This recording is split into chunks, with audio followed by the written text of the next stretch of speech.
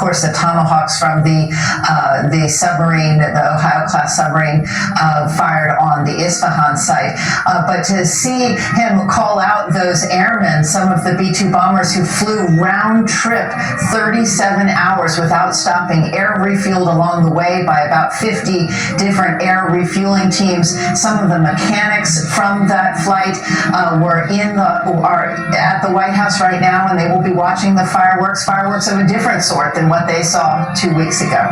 Jillian? We're looking live, Jennifer, at a shot of the president who's about to sign the big, beautiful bill into law. He is surrounded by White House officials, by cabinet secretaries, by key members of both chambers of Congress who helped move the bill through its many drafts and get it signed, passed through both chambers. A historic moment, as he has been touting all afternoon long. This is going to go down in history as his landmark legislation, President Trump's version of Obamacare or President Biden's infrastructure bill.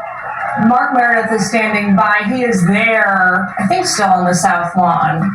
Jillian, I sure am. We're still here on the South Lawn as the president is surrounded by those congressional delegations that pushed his legislative and tax policy package over the finish line. It was the president himself who wanted this to happen today on the 4th of July. It was a deadline that almost seemed impossible a few weeks ago, even maybe a few days ago, given some of the action that we saw in the Senate. But as the president talked about, he believes this package is going to be beneficial when it comes to the tax cuts that will last for a long period of time. No taxes, at least for a few years, on Social Security benefits, on overtime, as well as tips. That was a campaign promise that the president made, and we saw the Democrats trying to catch back up on during the cycle because it's proved to be so popular. We'll look to see what the polling is like in the weeks, months ahead. And the president also had a chance to call out the supporters that helped him out there. Jillian? Mark, let's listen in. It looks like the president is speaking to some of the legislators there.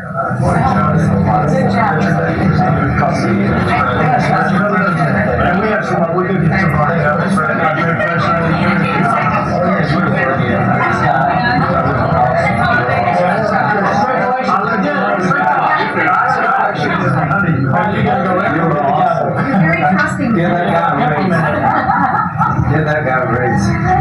Thank you very much, everybody. And I want to thank the people up here. They're unbelievable people. Mary, hi, Mary.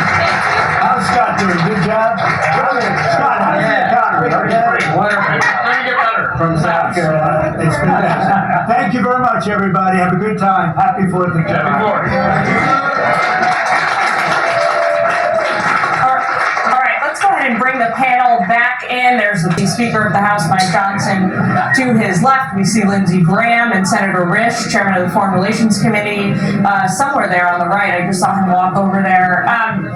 Gents, want to get your reaction to what we just heard. Charlie, I had to cut you off twice earlier. Right, I'm used to it. I know, but we would like to give you a chance to regain some ground. What did you think? A terrific ceremony. I mean, obviously President Trump sort of rewrites the way everything gets done in Washington, and this was no exception. A couple of things that I just sort of noticed that I thought were particularly poignant was at the beginning when he was introducing the B-2 bombers, and Melania was standing beside him, and he called out to them and said, you know, if you were one of the B-2 bombers, please raise your hand. And she shook her head like, no, please don't raise your hand, because of course she's probably they've just met with them recently, and she realizes how much what a threat Iran is to these pilots, and she's like, please no, keep your secrecy, keep your safety. And of course all of them just raised their hands, and I thought that was a very touching moment, and I thought it kind of explained why when the B-2 flew over, the look on Melania's, the First Lady's face when she looked up, she looked deeply emotional as she watched the B-2 fly over, and I just thought that was a very sweet and powerful moment. Trey, what's your reaction to all of this? Yeah, I was just thinking about it. I mean, look, President Trump is the reason this got done, but John Thune and Mike Johnson are two of the more decent people in that particular line of work. And I do think they deserve the credit that the president gives them. They have a fractious caucus that they have to deal with, especially Mike. I mean, some of the worst left, but it's still a fractious conference. So I think the president deserves the overwhelming majority of the credit. But John Thune and Mike Johnson, he was correct to point them out. Steve, to Trey's point, I mean, Speaker Johnson is somebody who, never mind most Americans, most members of Congress